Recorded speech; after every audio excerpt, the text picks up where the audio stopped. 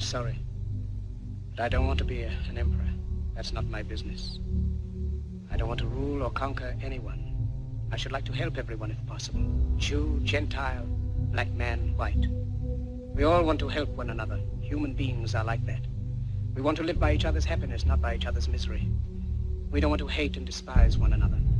In this world there's room for everyone, and the good earth is rich and can provide for everyone. The way of life can be free and beautiful, but we have lost the way.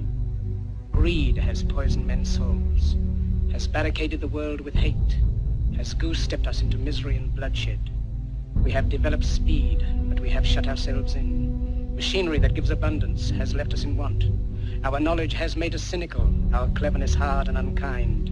We think too much and feel too little. More than machinery, we need humanity. More than cleverness, we need kindness and gentleness.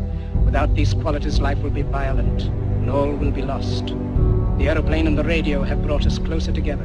The very nature of these inventions cries out for the goodness in men, cries out for universal brotherhood, for the unity of us all.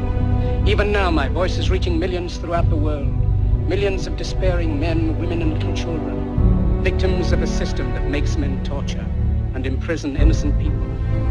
For those who can hear me, I say, do not despair.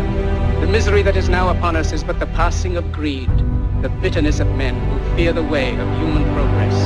The hate of men will pass, and dictators die, and the power they took from the people will return to the people.